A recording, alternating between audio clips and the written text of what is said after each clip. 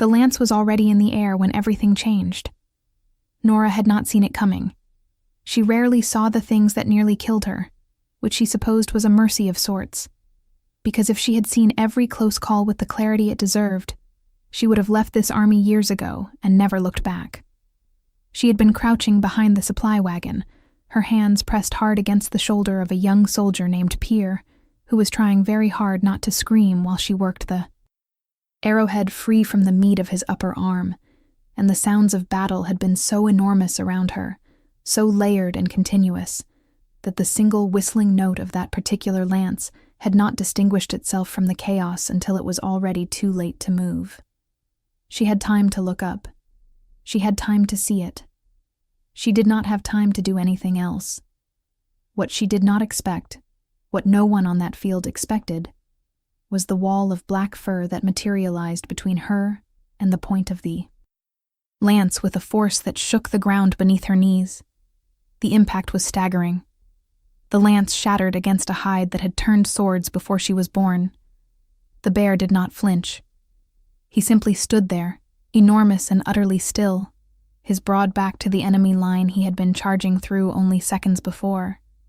His dark eyes turned fully toward her, and the intelligence in those eyes was not the intelligence of an animal. It was something older and more deliberate than that. Nora stared up at him, her hand still pressed against Pierre's wound, her mind completely empty of every coherent thought she had ever possessed. And the bear lowered his great head until his nose was level with her face, and breathed in, slow and deep, as if confirming something he had already known. The battlefield did not stop. Arrows still flew. Men still screamed. But in that particular pocket of the world, everything had gone very, very quiet. Kale. The voice came from behind the bear, and it was the kind of voice that did not need to be raised to be heard above anything. Kale, stand down. The bear did not stand down. He remained exactly where he was, a living fortress, while his king rode around his flank on a destrier the color of storm clouds and looked down at the woman crouching in the dirt beside a bleeding soldier. Nora had seen King Aldrich before, the way everyone in the army had seen him, at a distance during formations, as a figure on horseback at the edge of one's vision. She had never been looked at by him.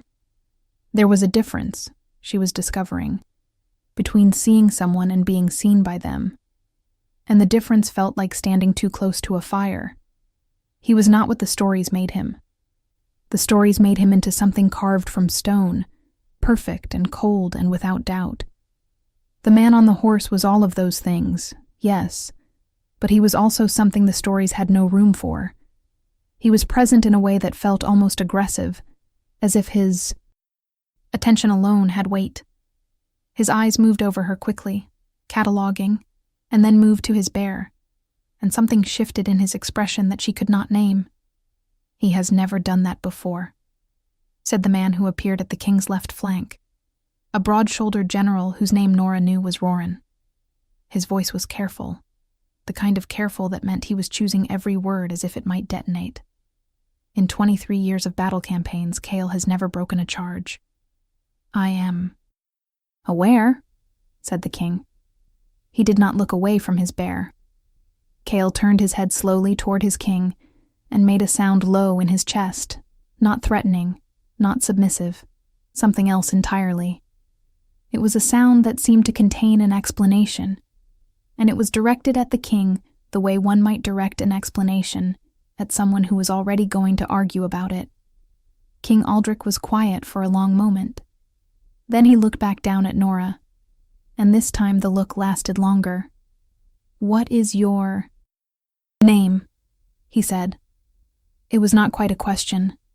Nora's mouth had gone dry. Pierre made a small sound beside her, and she remembered, with a lurch, that she still had her hands pressed against his wound, and that he needed her more than she needed to have a conversation with the most powerful alpha in the known territories. "Nora," she said, and then, because her mouth apparently had no sense of occasion, "I need to finish with him first. He will bleed out if I do not."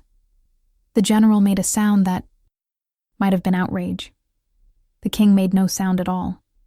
He simply watched while she turned back to peer and resumed her work, her hands steadier than they had any right to be. And behind her, the great bear settled onto his haunches like a mountain, deciding to rest, and did not move from her shadow for the remainder of the battle. If you are enjoying this story, do not forget to leave a like and subscribe to the channel for more emotional stories like this one. The aftermath of battle had its own particular quality of light. Everything was the same colors as before: the blood-brown mud, the pale sky, the dark tree line at the edges of the valley.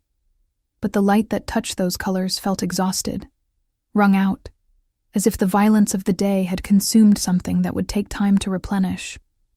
Nora moved through it the way she always did after a fight, methodically, cataloging need by severity, keeping her mind very carefully on the task directly in front of her and not on the thing that had happened, or the fact that she could still feel where the bear's breath had touched her face, like a warm wind carrying pine and something ancient and clean. She was wrapping the wrist of a soldier named Devon when the king's adjutant found her. He was a young man with an unfortunately rigid posture and the expression of someone who had been asked to do something he considered beneath the dignity of his office. "His Majesty requests your presence," he said, "when I am finished." "Here," Nora said. The adjutant blinked. "His Majesty does not generally wait." "Davon's wrist does not generally wait either," Nora said pleasantly, "and I started first."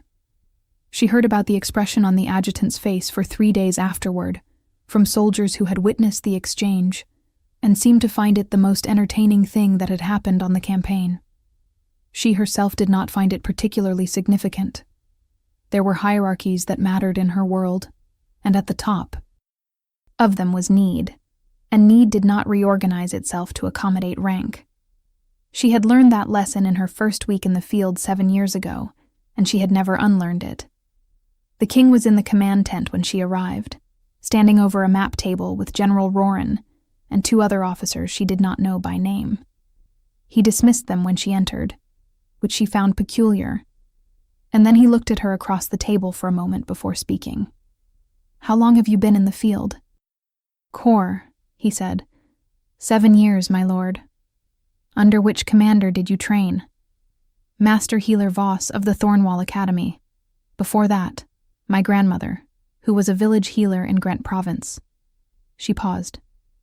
"I have my certifications, if that is what this is about." "It is not," he said. Something moved through his expression, brief and complicated. "Are you aware of what it means when Kale chooses to shield someone?" Nora considered being dishonest and decided against it. "The other healers told me afterward. They said it has never happened with a human before. They said it is something bears only do for those who carry the bloodline of the old founding clans." She met his eyes steadily. "I told them that was not possible in my case." "Why not?" "Because I have no bloodline worth speaking of. My mother was a farmer's daughter. My father is not a conversation I have ever been able to have." She kept her voice even. She had long since made her peace with the particular shape of her origin, or something close enough to peace that it functioned the same way. "I am aware that this creates a problem for you." "Does it?" he said. Not a question either. He seemed to communicate primarily in statements that wore the shape of questions, and she was already finding it necessary to pay closer attention than she usually did. "A sacred bear does not shield farmers' daughters," she said. "So either Kale made a mistake, or the story I have always been told about my origins is incomplete. Either way, it is not something that resolves neatly." She looked at him. "My lord." King Aldrich held her gaze for a long moment. Outside the tent, the army moved around them. The sounds of camp reassembly, horses being watered, the low percussion of men who had survived something difficult and were still processing the fact of their survival. Inside, the silence between them was the kind that had texture. "You will return with us to Ashvale," he said. Nora opened her mouth, Kyle, will not leave without you, the king continued, with the cadence of someone delivering a logistical fact rather than an emotional one. I have attempted to move him twice since the battle ended.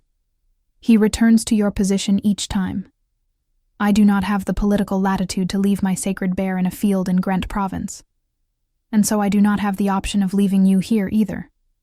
He looked, if she was reading him correctly, slightly aggrieved by this. Arrangements will be made. I have patience, she said. They will be transferred to the Field Corps healers. The Field Corps' healers are 3 people, and one of them has a broken arm. Then 2 people, he said. And you will come to Ashvale, and we will determine what this means. Nora stood very still and thought about the life she had built in 7 years of careful, unglamorous, necessary work.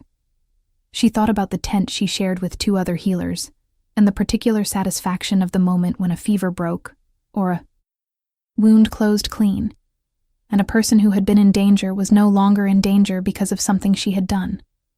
She thought about the fact that a bear the size of a small building had turned away from a battlefield to put his body between her and death, and that there was a story in that action she did not yet know how to read. All right, she said. The king nodded once, as if she had confirmed something he had already decided, and turned back to his map. Kyle was waiting outside the tent when she emerged. He was sitting in the middle of the camp's main thoroughfare, with the absolute tranquility of an entity that had never in its life been required to make itself convenient for anyone, and a radius of approximately 20 feet around him was conspicuously free of soldiers, who were all finding reasons to conduct their business in other directions. When he saw Nora, he made that low chest sound again, different this time, warmer, and she stood in front of him and looked up at him, and tried to feel equal to the situation. I want you to know, she said quietly, that I am not at all certain what you think you are doing, or why you think I am the person you should be doing it about. But I appreciate not being dead. She paused. Thank you. The bear bumped his nose against her shoulder with a gentleness that was almost comical given his size, and then he settled on his haunches beside her, with the air of someone who had arranged matters exactly as he intended and was satisfied with the outcome. Behind her, from inside the command tent, she heard General Roran say something in a low voice. She could not make out the words. She could make out the king's response, which was 1 syllable and clipped, and then silence. She did not turn around to see if anyone was watching her. She had a feeling they were. She had a feeling that from this point forward, being watched was something she was going to have to learn to live with. The road to Ashvale took 6 days by the pace of a moving army, though under other circumstances it might have been 4. Nora spent those 6 days in a state of managed disorientation, which she had decided was the most useful response available to her. She could not afford to be undone by the strangeness of her situation, and she could not afford to be cavalier about it either, so managed disorientation seemed like the appropriate middle ground. She packed her medical supplies each morning with the same care she always had. She checked on the men she had treated during the battle at every rest stop to monitor their recovery. She ate the food that was given to her, which was considerably better than field rations, and which she chose not to think too carefully about, because thinking about it led to thinking about why it was better, and thinking about that led to a place where she had to confront the full strangeness of her circumstances, and she was not ready to go there yet. Kyle walked beside her. Not near the column, not near the supply wagons where she had been assigned a place, but beside her, matching her pace with the effortless rhythm of something that had been walking across this earth for longer than most human institutions had existed. The soldiers gave them a wide berth. The officers gave them a wider berth. On the second day, one of the young cavalry lieutenants rode too close on the left side, and Cale turned his head and looked at the man with an expression that was not threatening, but was intensely communicative, and the lieutenant found reasons to position himself elsewhere for the remainder of the journey. On the third day, Lady Seraphine joined the column. Nora had not known she was expected. No one had mentioned it to her, which was perhaps not surprising given that no one was in the habit of mentioning things to her. She became aware of the lady's arrival, the way she became aware of most significant developments on this journey, by noticing a change in the behavior of the people around her. The officers straightened. The adjutants found things to do with their hands. The general's expression became professionally neutral in the way that meant he was making a sustained effort. And when Nora looked toward the front of the column, she saw a rider in deep blue, on a horse the color of cream. And even at that distance, there was something about her posture that communicated the absolute conviction of a person who knew precisely where she belonged and found everywhere. She went to be slightly beneath her standards. Lady Seraphine was beautiful in the way that certain things were beautiful, because they had been constructed with care and maintained with discipline. Her dark hair was arranged with geometric precision. Her riding clothes were immaculate despite the road. She had a smile that she deployed like an instrument, aimed and released. And when she reached the front of the column and the king came to meet her, the smile she gave him was warm and practiced, and told a story about a long familiarity that Nora found herself reading with an attention she had not anticipated feeling. She also, Nora noticed, looked at Cale with a brightness in her eyes that resolved into something like relief. And then she looked at Nora, and the relief became something else entirely, calibrated so quickly that Nora was not completely certain she had seen it at all. "You must be the healer," said Lady Seraphine, riding alongside her that afternoon with the ease of someone who had decided to be gracious and meant it to be felt as an imposition. "I have heard the story from 4 different sources now, and every version is more dramatic than the last. Cale choosing a human. The camps will be talking about nothing else until midwinter." "I imagine so," Nora said. "I hope you will not find the attention too disorienting. Court can be overwhelming for those who are not accustomed to it." She said it warmly. She said everything warmly. "Aldrich will see you housed. Comfortably, of course. He is very conscientious about the well-being of those under his protection." "That is good to know," Nora said. "He is also very conscientious about the kingdom's stability," Lady Seraphine continued, as if they were simply having a pleasant conversation about a man they both knew. "Which means he thinks very carefully about the signals he sends, and to whom, and what those signals mean for alliances that took years to build."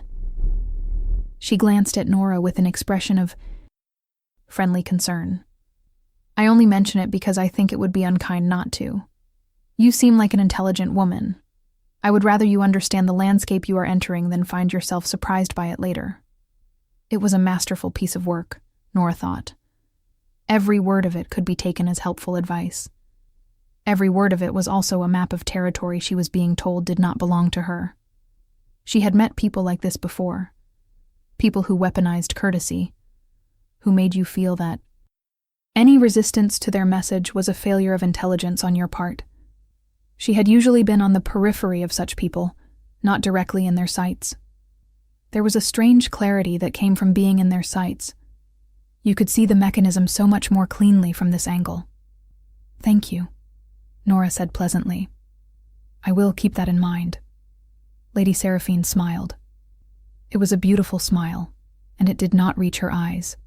And when she rode back toward the front of the column, Cale watched her go with a stillness that was different from his ordinary stillness, more alert, the way water goes still before a storm.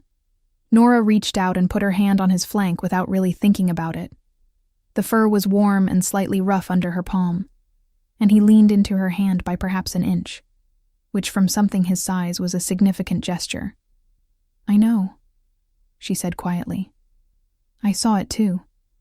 What she did not say, because she was not ready to say it yet, was that the thing Lady Seraphine's eyes had done when she looked at Nora was the thing that people's eyes did when they encountered something they were afraid of.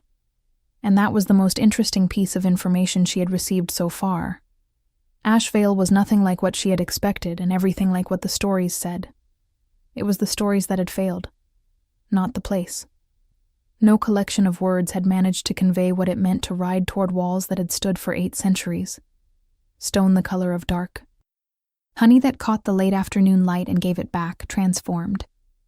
The city that sprawled outside those walls was alive in a way that field camps never were, layered and noisy, and smelling of bread and iron and horses, and the particular green smell of the river that ran along its eastern edge. The castle itself sat at the center of it all, like something that had grown there rather than been built, organic in a way that contradicted its obvious power. The arrival was witnessed. Of course it was. Word had traveled ahead of them with the efficiency that only significant gossip achieves, and the people who lined the road into the city were not there for the return of their king. Or not only for that. They were there to see the woman that Cale had chosen, and their eyes found her with an accuracy that told her the description had traveled accurately. She rode on a horse that had been provided for her 3 days ago, when it became apparent that Cale would not accept her walking while everyone else rode, and she was not a bad rider, but she was not a court rider either, and she was acutely conscious of both of these things as she moved through the city's attention. Kyle walked beside her horse. The crowd's noise changed when they saw him, deepening, becoming something with more reverence in it. Nora looked straight ahead and breathed and told herself that she had survived 7 years of battlefield conditions, and she could survive being looked at by people who were merely curious. What do you think will happen next? Leave your predictions in the comments below. Her rooms were in the castle's eastern wing, which a nervous young attendant named Bree explained was traditionally reserved for honored guests of significant status. Nora did not ask what significant status she was supposed to have. The rooms were 3 times the size of any space she had occupied in her adult life, and smelled of cedar and something floral she could not identify, and her medical bag looked deeply out of place on the carved wooden table beside the window. She set it there anyway, because it was the most important thing she owned, and she was not willing to hide it out of deference to the elegance of her surroundings.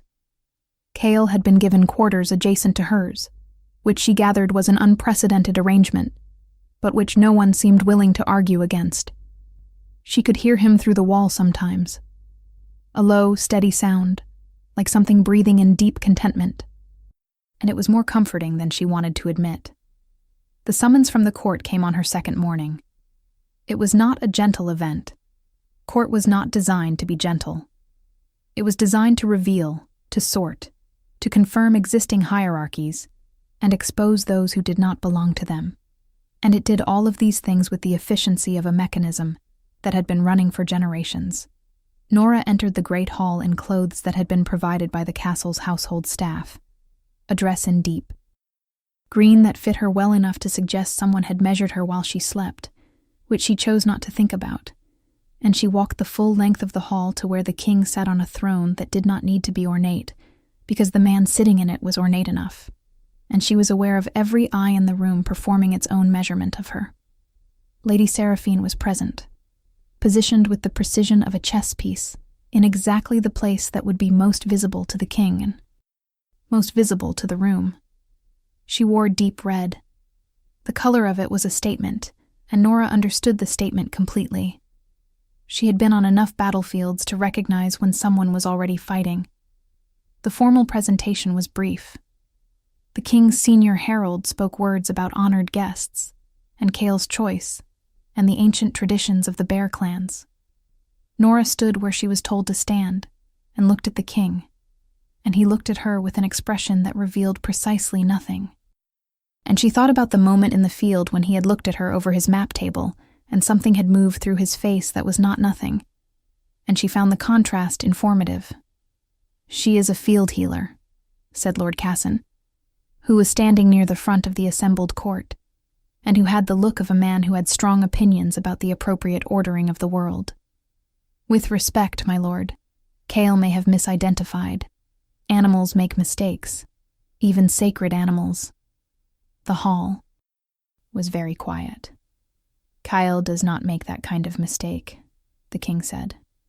His voice was exactly what it had been in the field, unhurried and without emphasis, and it filled the hall with the ease of something that did not need to raise itself to be heard. "Then there is a question of lineage," Lord Casson said, pressing forward with the determination of a man who had decided the logic of his position would protect him. If she is to be housed here as a recognized mate candidate, there must be documentation. There must be lineage. We cannot simply... Lord Casson. The king said only his name. That was all. But Lord Casson stopped speaking, and the color in his face changed. Nora filed this away. She filed everything away. She had spent 7 years in a context where the ability to read a situation accurately was the difference between a patient living and a patient dying, and she did not see any reason to turn that skill off, simply because the stakes had changed their shape. After the formal presentation, there was a reception, and at the reception, Lady Seraphine appeared at Nora's elbow with the timing of someone who had been waiting for a particular moment. She was charming. She was genuinely, effortlessly charming, and Nora gave her credit for it while she catalogued the points underneath the charm that were not charming at all. "You held yourself beautifully," Lady Seraphine said. "I was watching. Most people are much more visibly nervous their first time in full court." "I have been nervous in louder places," Nora said. "Battlefields." Lady Seraphine tilted her head. "Yes. I imagine that reorders one's sense of what is threatening." She accepted a glass of wine from a passing attendant and held it without drinking it. "I want you to understand that I have no personal animus toward you. I want to be clear about that. What is happening here is political, not personal." "What is happening here?" Nora said. "Kale's choice creates pressure," Lady Seraphine said, her voice dropping to a register that was almost intimate. "The Bear clans have not publicly endorsed a mate candidate in 3 generations. The political weight of that endorsement, should it be allowed to be formalized, would shift the balance of every alliance this kingdom has built. My family has invested 20 years in the current arrangement. The current arrangement serves Ashvale. It provides stability. It provides resources. It provides legitimacy from the northern territories that this kingdom cannot purchase any other way." She looked at Nora steadily. "A field healer with no documented lineage and no political connections does not serve Ashvale. Whatever Kale believes he saw in you, the kingdom is larger than one animal's instinct." Nora held Lady Seraphine's gaze and thought about several things at once. She thought about the word instinct and the particular contempt it carried in this woman's mouth. She thought about Kale, turning from a battlefield to shield her from a lance. She thought about the fact that Lady Seraphine was telling her this, directly, in these words, instead of simply working against her in the shadows where it would have been much more efficient. She thought about what it meant that this woman was afraid enough to speak plainly, instead of subtly. "I appreciate the clarity," Nora said finally. Something shifted in Lady Seraphine's eyes. It was not the response she had expected, and the unexpected response had destabilized her by a fraction, and the fraction was visible. "I hope you will think carefully," she said. "I think carefully about most things," Nora said. "It is somewhat occupationally required." She moved away from the conversation before Lady Seraphine could respond. And as she did, she became aware that the king was watching her from across the room. She did not know how long he had been watching. She looked at him directly, because looking away would have told a story she was not willing to tell. And for one moment, across the crowded reception hall, they simply looked at each other, and then someone spoke to him, and he looked away. And Nora turned toward the window and let out a breath and tried to reorganize the interior of her own chest into something that resembled equanimity. This was not going to be simple, she thought.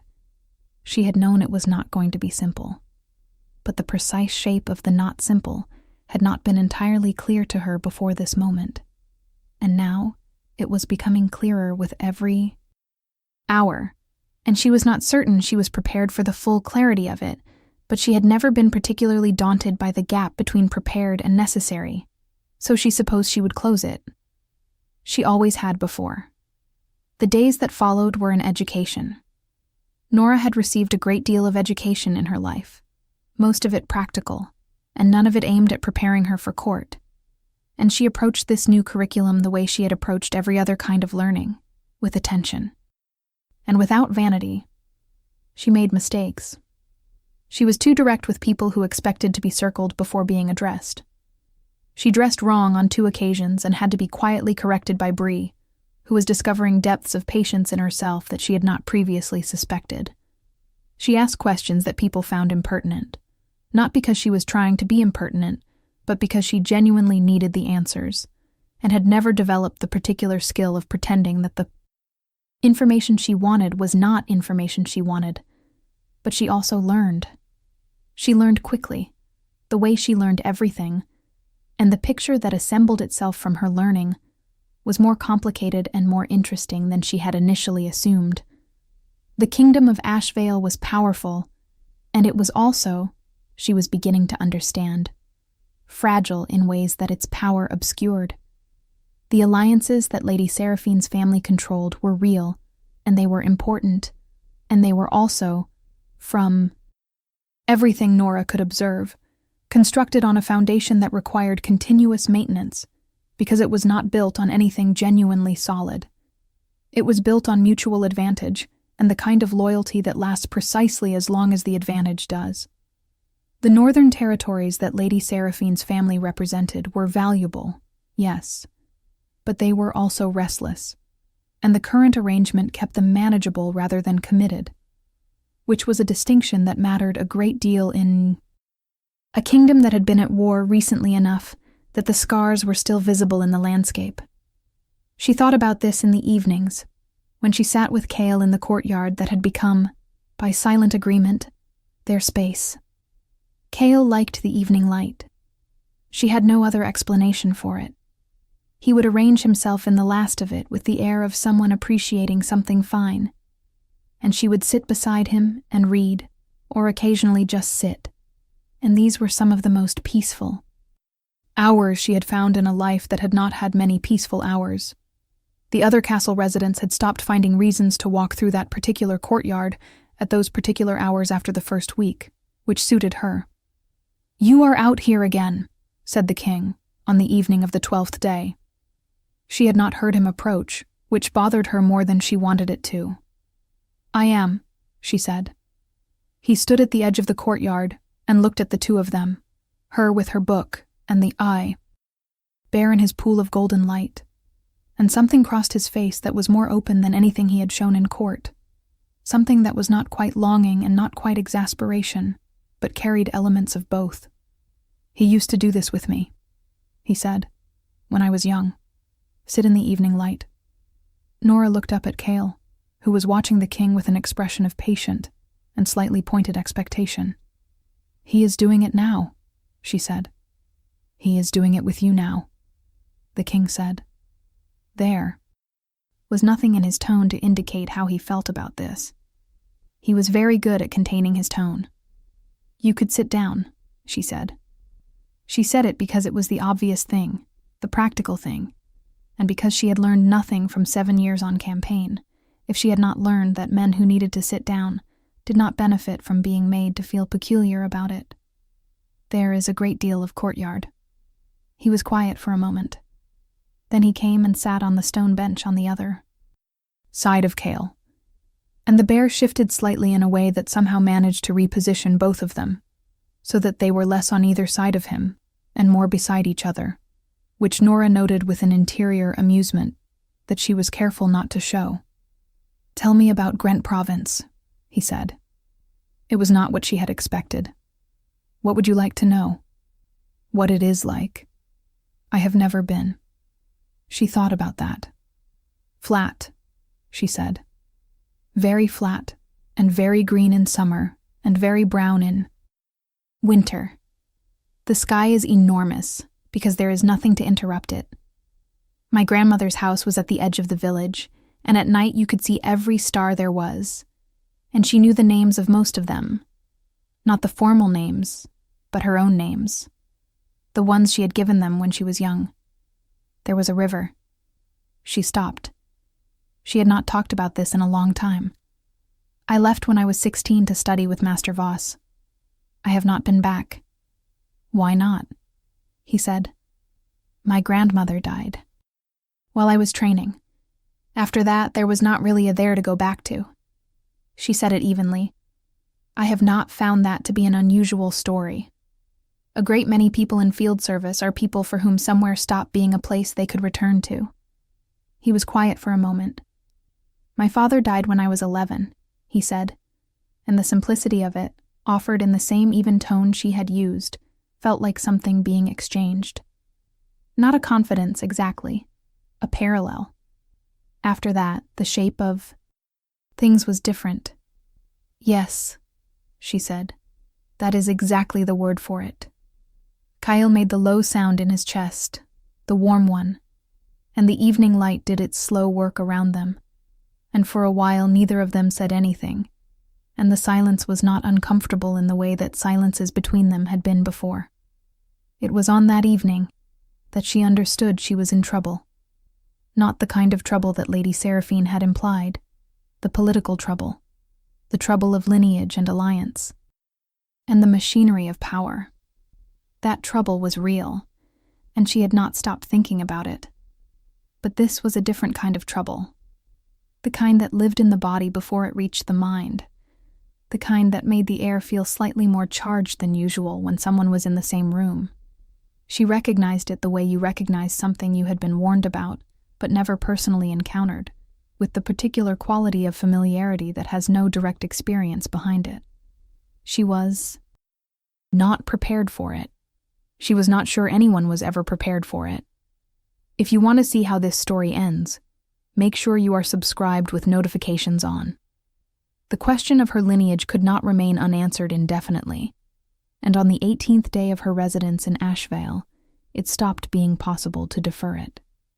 The king's senior archivist, a small, precise woman named Elder Sova, who moved through the castle's libraries with the air of someone who found the physical world vaguely inconvenient compared to the world of documents, requested an audience.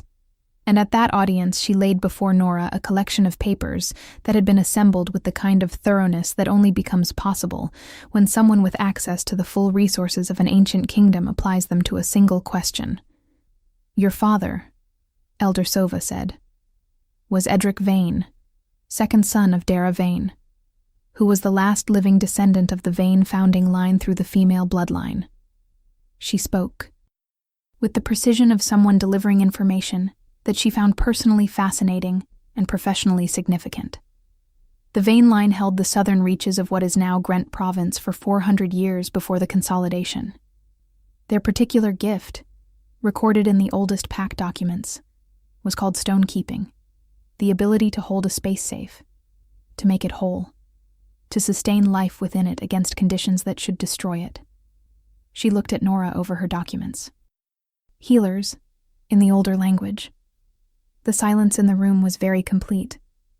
"My mother did not know," Nora said. "It was not a question. She was working through it." "Your mother would not have been told," Elder Sova said, not unkindly. "Edric Vane left the province before you were born, and his connections to his lineage were not something he chose to discuss. The founding line records were archived here, because all founding line records belong to the kingdom, not to the families themselves. Without access to these archives, there is no way your mother could have known what she carried or what she had passed to you." "So Kale knew," Nora said slowly. "Before I did. The sacred animals have always been able to recognize what humans cannot see in themselves," Elder Sova said. "It is one of the reasons they are sacred." She paused. "You carry the full stonekeeper gift, according to what Kale's response in the field indicates. Not diluted. Full inheritance, skipping 2 generations. This is not common, but it is documented. The gift sometimes waits." Nora sat with this for a long time after Elder Sova left. She sat with it until the candles in the room burned down to 1/4 of their length, and the dark outside the window was complete, and the sounds of the castle at night replaced the sounds of the castle at day, lower and slower and more honest in some way. She had spent 30 years not knowing something that had been true about her from the moment of her birth. She had spent 30 years being invisible in a world that organized itself around lineage and bloodline and gift, being dismissed and overlooked and placed at the periphery of everything, and the thing that had kept her at the periphery had always been a lie. Not a deliberate lie. No one who had shaped the story she lived inside had done it maliciously. But a lie nonetheless, of omission and circumstance, and the space where her lineage should have been was not actually empty. It had always been full. She simply had not been allowed to see it. There was grief in that, she found. Not the grief of loss, but the grief of absence, of years lived at a smaller scale than the truth warranted. And there was also, rising alongside the grief with the stubbornness of something that had been alive in her all along without her knowledge, a kind of recognition. As if some part of her had always known the shape of what she carried, had been acting from it all along without the vocabulary to name it, had been keeping people safe in fields and tents and the back corners of battlefields for 7 years, not because she had chosen a profession, but because she had answered a call she did not know she was answering. She went to find Cale. He was in the courtyard, as he often was, and when she came to him she did not say anything, just sat beside him in the dark and put her hand on his warm flank. And he breathed in the steady, contented way he breathed when she was near him. "You could have warned me," she said quietly, after a while. He made the sound that she had begun to think of as amusement, low and brief, and she laughed in spite of herself, which was not a sound she had made much in the last weeks, and it felt like something releasing in her chest, some tension she had been carrying since the day he turned from the battlefield to cover her with his body, some braced readiness for the ground to shift again. The ground was shifting, but she was beginning to feel steadier on it. The king found her there, as he sometimes did now, and she heard the change in his step when he registered that she had been crying, the brief hesitation, and then the decision to continue. He sat beside her in the dark, not touching, not speaking, and Kyle arranged himself the way he always arranged himself when they were both present. And after a while the king said, "Sova told me." "Yes," Nora said. "I am sorry," he said, "that you did not know, that you were not given the chance to know." It was the simplest and most direct thing he had said to her, and it cracked something open behind her sternum that she had not known was sealed. "Thank you," she said, and her voice was steady, which was more than she had expected from herself. They sat in the dark together for a long time after that. The autumn claiming was the oldest ceremony in Ashvale's calendar, predating the kingdom itself, predating the current ruling line, rooted in something older than any written record that Elder Sova had been able to locate. It happened at the turning of the season, when the last of the warmth bled out of the air, and the first cold came down from the northern mountains, and it was the ceremony at which all formal pack bonds, mate bonds, and founding line recognitions were publicly declared and witnessed. It was, in the language of the kingdom's most ancient traditions, the time when what was real was also made visible. Lady Seraphine requested a private audience with the king 3 days before the claiming. Nora knew about it because Bree told her, not maliciously, but with the particular energy of someone who wanted to be helpful, and had decided that information was the most useful thing she could offer. Nora thanked her, and spent the remainder of that day being very focused and very calm, and not thinking about what was said in that audience or what it meant, or what the outcome of it was. She was not entirely successful. On the second day before the claiming, Lord Cassan and 2 other senior lords requested an audience with her, which she accepted because she had learned that declining only deferred things, and she preferred directness. They were formal and careful, and they made their argument with the precision of men who had prepared it thoroughly. The kingdom's stability, the existing alliances, the question of precedent, the danger of endorsing a lineage that had been unverified for 30 years. Nora listened to all of it. She asked 2 questions about the specific alliance structures Lady Seraphine's family maintained, both of which Lord Cassan answered with visible surprise that she was asking them. And then she thanked them, and said she would consider what they had said, and she spent the evening in the library with Elder Sova going over the founding line records until she understood them completely. On the evening before the claiming, the king came to the courtyard while the light was still full and found her with Kale, as he always did, and they sat together as they had been sitting for weeks now, close enough that she could feel the warmth from him. And this time, the silence between them was a different quality from any it had been before. It was the silence of something that had been approaching for a long time and had arrived, and both of them knew it was there, and both of them were doing the thing that people do when something real is present, taking a moment before naming it. "I spoke with Seraphine," he said. "I know," she said. "She made a reasonable argument," he said. "The Northern Alliance is not nothing. The political cost of breaking the arrangement is not nothing." "No," Nora agreed. "It is not." "She said that you understood all of this." He was looking at Kale. "That you had said as much to her yourself." "I understood it from the first week," Nora said. "That does not mean I agreed with the conclusion she drew from it." He turned to look at her. "What conclusion did you draw?" She took a breath. She had spent 30 years not knowing what she was, and she had no intention of spending any more time pretending to be smaller than the truth. "That the Northern Alliance is valuable because it provides something Ashvale needs," she said. "And that the reason Ashvale needs it is that the kingdom's southern and eastern alliances are thin, maintained by obligation rather than genuine connection, because no one in this castle has the gift that would make those connections real rather than functional." She met his eyes. A stonekeeper is not a political asset in the narrow sense that a noble family's networks are a political asset. A stonekeeper is the reason people stay. She paused. "Your grandfather knew that. The founding records Elder Sova showed me indicate that every major expansion of Ashvale's territory in the first 2 centuries happened during periods when a stonekeeper was part of the court, not because they were fighting, because people did not leave." The silence after she finished was long and had a different quality from the silences before it. "You did your research," he said finally. "I always do my research," she said. "I was a healer for 7 years.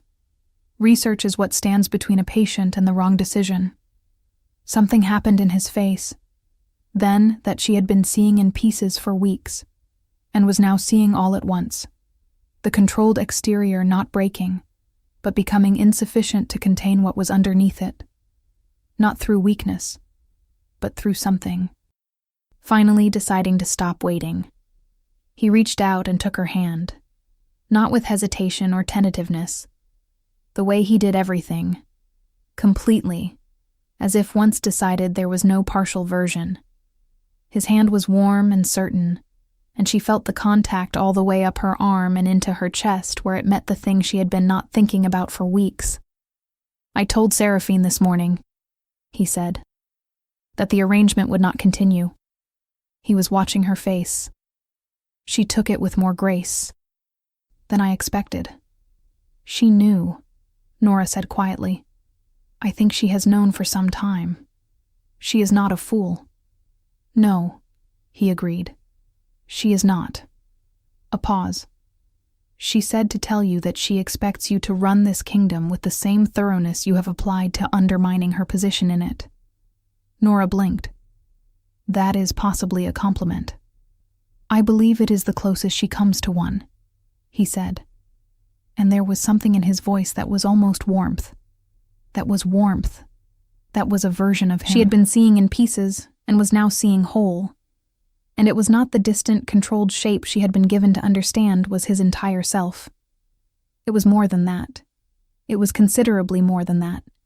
And the more of it she saw, the more she understood why all that control had been necessary. Because underneath it, there was something large enough to require containment. She turned her hand over in his and held it back. Kyle made the low, warm sound.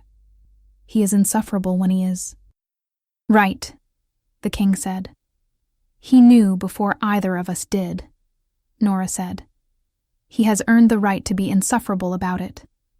The claiming ceremony began at sunrise and lasted until the last light left the sky, and it was the longest and most public day of Nora's life, and there were moments in it when she stood before the assembled court and the gathered witnesses from all 7 allied territories and felt the full weight of being seen and did not look away from it. She had spent 30 years not being seen, and she had learned to live inside that invisibility with a certain functional peace. But this was the other side of that life, and it was asking different things from her. To be present, to be acknowledged, to let the truth of what she was exist in the open air without apology. She stood at the center of the sacred circle with Cale beside her, and the sun came through the high windows of the ceremony hall and caught the stone of the floor and made it glow.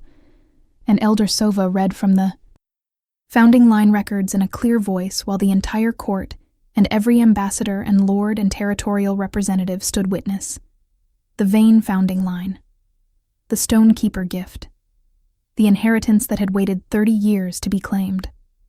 When Elder Sova finished reading, the silence in the hall was the kind that has mass, that has presence, that fills the space between people with something that is not emptiness.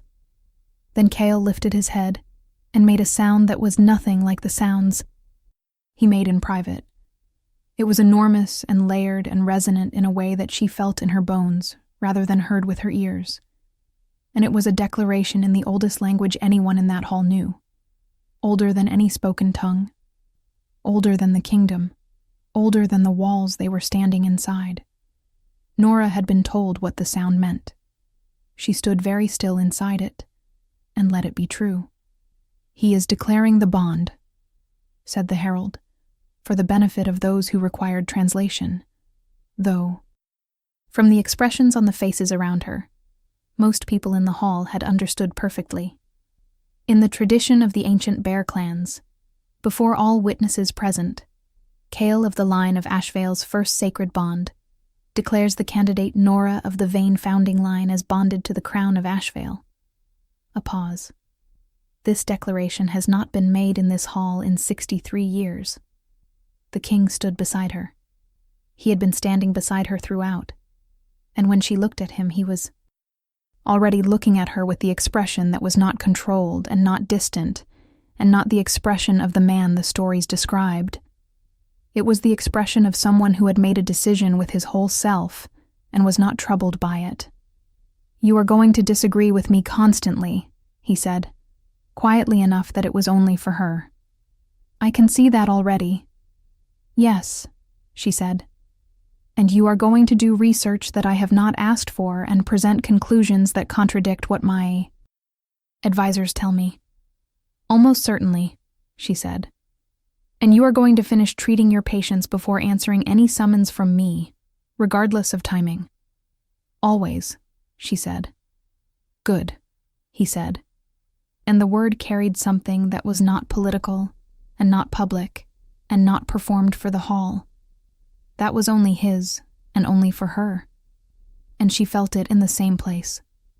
She felt everything he said to her now, in the part of herself that had been waiting to be called by its right name for 30 years. He took her hand in front of the hall and the witnesses and the assembled weight of the kingdom's history, and she let him, and Cale made his warm sound, and the ceremony hall rang with it until the walls seemed to breathe. Lady Seraphine stood in the 3rd row of the assembled court, and she watched all of this with an expression that was composed and careful, and underneath the composition, Nora thought, something that might have been, in another life, in a different arrangement of the world, admiration. Their eyes met once, briefly. Seraphine inclined her head, the smallest possible angle, the kind of acknowledgement that costs something to give. Nora returned it with equal precision. There was nothing further to say between them, and perhaps there was nothing further to be enemies about either. The shape of things had declared itself. The only work left was to live inside the declaration. In the afternoon of the ceremony, during the interval before the formal bonding declaration, Nora slipped away to the small room that had been designated for her use throughout the day, and she stood in the quiet of it for a few minutes with her hands flat on the table and her eyes closed, and she felt the gift she had been carrying her whole life without knowing its name. It was not separate from what she had always done. That was the thing she was still learning to accept. It had not been waiting for her to unlock it or activate it or grow into it through some alchemical process of becoming. It had always been functioning. Every wound she had closed, every fever she had broken, every space she had made safe through sheer stubborn presence and willingness to stay. That had been the gift. She had been using it for 30 years without the word for it. She had been being it for 30 years without knowing she was. The word had arrived late to a fact that was not new. She breathed. She let herself be the size of the truth. Then she went back out to finish what had been started. The formal bonding declaration happened at sunset, as tradition required, when the light was at the precise quality that the oldest records described as the crossing hour, neither day nor night, the time when what is real moves between worlds and takes its permanent shape. The king stood beside her and spoke the old words that had not been spoken in this hall in more than 6 decades. And she spoke the responses that Elder Sova had helped her learn, and the words felt strange in her mouth and also completely natural, the way things feel when they are both new and inevitable. Kyle stood at her left hand throughout and made, periodically, the warm sound, and the assembled witnesses made the response sounds that the oldest protocols required, and the ceremony hall was full of the layered breathing of a moment that history was already composing itself around.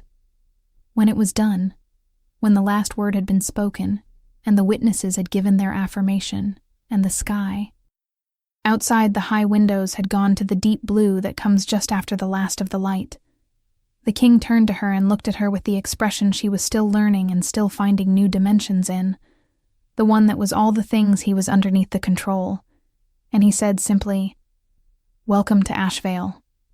I have been here for 3 weeks, she said. You have been a guest for 3 weeks, he said. This is different. Is it? She said.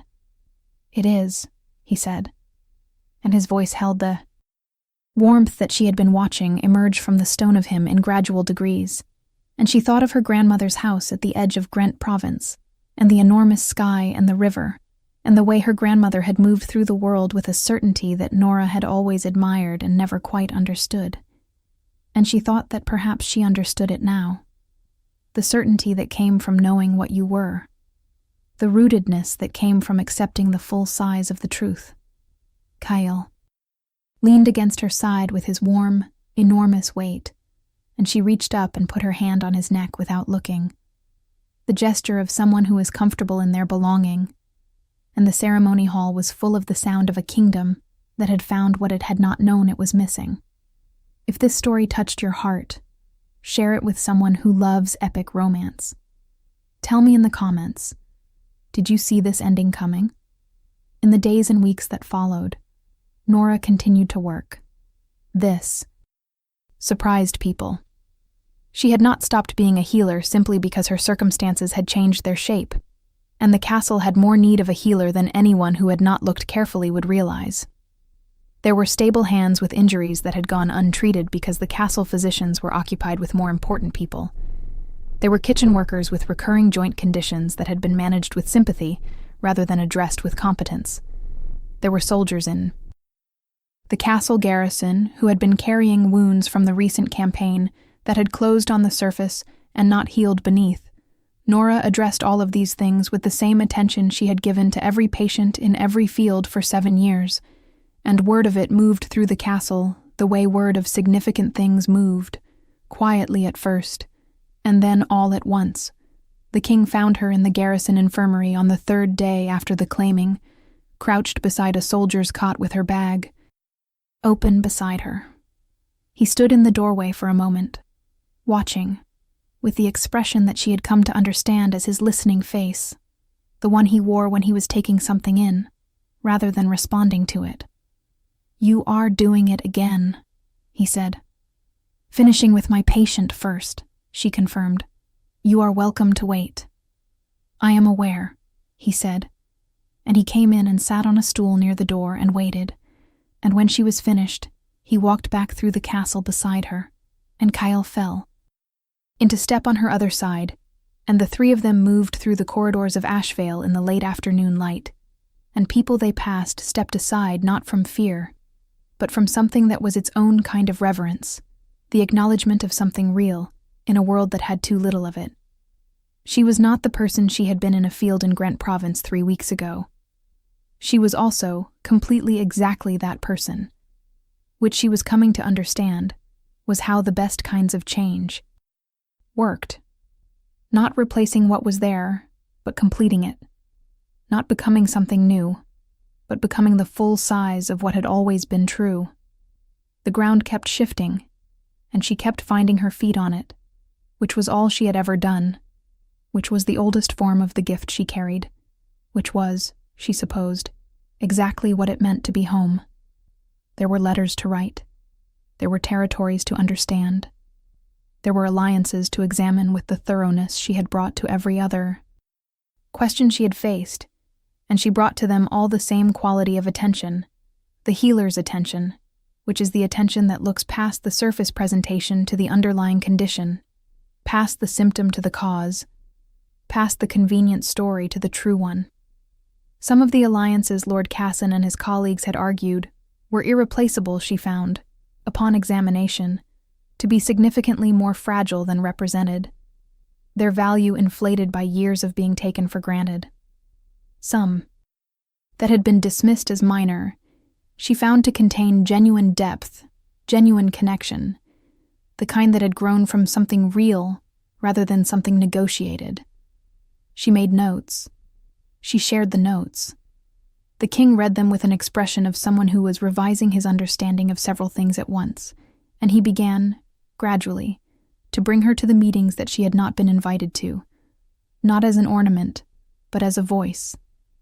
And the voice she brought was the voice of someone who had spent 30 years on the margins of power looking at it clearly, without the distortions that came from being inside it, and that perspective turned out to be worth more than anyone had expected, except perhaps the bear who had decided all of this before any of the humans involved had caught up. The Northern Territories were a longer conversation. Lord Casson had not been entirely wrong that Lady Seraphine's family provided something real. He had been wrong about what could replace it, and wrong about whether it could be replaced at all. Nora's suggestion, put forward in a meeting that she had arrived at slightly late because of a patient, and that she was invited back to, despite arriving late because the king had reached a point where he simply waited, was that the replacement did not need to come from a single source. The Stonekeeper gift worked through accumulation, through the slow strengthening of many small bonds, into something that held more weight than any one alliance could carry. She said this with the clarity of someone who had been reading founding line records for 3 weeks, and the authority of someone who had been embodying the principle for 30 years without knowing it. And the room was quiet in the particular way that rooms were quiet when something had been said that reorganized the landscape, and everyone in the room was adjusting their maps. Lady Seraphine remained in Ashvale. This surprised some people and did not surprise others, and Nora thought she understood it. Seraphine was not a person who retreated from complexity. The arrangement that had defined her relationship to the court was over, but the capabilities that had made her valuable to that arrangement were not gone, and a woman of her intelligence and ambition was not going to let them go unused. She became, over the following months, something that had not existed in the court before. Not an ally, and not an enemy, but a counterweight. Someone whose job was to see the flaws in proposals and name them clearly. Someone whose history with the kingdom's political structure made her a precision instrument for the kind of thinking that court needed more of. It was not the position she had planned for herself. It was possibly, Nora thought, a better one. They did not become friends. They became something that required a word that did not yet exist in the language of the court. A relationship between two women who had been put in opposition to each other by circumstances. Neither had fully controlled and who had chosen, when the opposition was removed, to be useful to each other instead. There was a mutual respect in it that had been forged in the fire of their brief conflict and came out the other side with a harder edge than friendships usually had. And Nora found she valued the hardness. A person who would tell you the truth because they had once tried to defeat you and found they could not was a rarer thing than a friend, and in some ways more reliable. Cale, through all of this, was simply himself, which was the most extraordinary thing Nora had found in all the extraordinary things she had encountered since the day he turned from a battlefield to shield her. He was not a symbol, though he had become one. He was not an instrument, though he served as one. He was, she had come to understand, a presence, the way some things in the world are presences, the way rivers are presences, the way certain mountains are presences, things that exist with such completeness and such rootedness that they change the quality of every space they occupy simply by being in it. She had the gift of keeping spaces safe. He had the gift of knowing which spaces needed keeping. The complementarity of it was something she had not had words for until Elder Sova, one evening, produced a document from a period 400 years in the past that described exactly this pairing in language so precise it felt like reading about themselves. The Stone Keeper and the Core. Sacred bond are not separate gifts that happen to coexist, Elder Sova read, with the satisfaction of someone who has found the precise document they were looking for. They are the same gift expressed in different forms. One holds the people, one holds the land. Where they come together, the holding is complete. Nora had read the sentence 3 times. Then she had looked at Kyle, who was sitting beside her with the air of someone who had always known this and was enjoying the moment of her catching up. "You knew this too," she said. He made the brief low sound that she had learned was amusement. "You are genuinely insufferable," she told him fondly, and he leaned his great head against her shoulder and breathed. The first winter after the claiming was the hardest and the best winter she had known. Hard because adjustments always were, and the scale of this one was larger than any she had previously faced. Best because for the first time in 30 years, she understood exactly what she was, and where she was, and why she was there. And those 3 things, known together, and held together, and lived together in the company of people, and an ancient bear, who had chosen her before she had chosen herself, made the difficulty not smaller, but more bearable. And that was the difference she had spent her life learning to make for other people, and had not known until now how to make for herself. She made it. She kept making it, every day, in every space she moved through, in the halls of Ashvale, and the courtyard in the evening light, and the garrison infirmary, and the meetings where her notes were read, and her voice was heard, and the king looked at her across the table with the expression she had stopped trying to describe to herself because the full shape of it was too large for the words she had, and in the warm, steady sound that filled whatever room she was in, when Cale decided that things were exactly as they should be, which was often, which was, she began to understand, the point. This was what it felt like when a gift was used for what it was made for. This was what 30 years of invisible work had been building toward without her knowledge or consent. This was what the bear had seen in a field in Gwent province when he turned from the battle and chose her over everything else, not her lineage, not her gift in the abstract, but her, the specific shape of her, the person who had spent 30 years keeping others safe from the margins of the world, and who had now been moved, without negotiation, to the center of it. She had not asked for the center. She had not known it was available to her. But standing in it now, with the full truth of what she was declared in the oldest language anyone in Ashvale knew, with Cale's warm weight beside her, and the king's hand in hers, and the whole alive weight of a kingdom learning to hold itself together in a new way, she found that it fit, that it had, in fact, always fit, that the margin had been the wrong size, for her all along, and she had simply been waiting, without knowing she was waiting, for someone to see that, Cale had seen it first. She supposed she would spend the rest of her life being grateful for that, and also slightly exasperated by how pleased he was about being right, and also, underneath both of those things, completely certain of something she had not been certain of for 30 years. That she was exactly where she was supposed to be, doing exactly what she was supposed to do, and that the space she was holding was hers to hold, and that she was holding it well.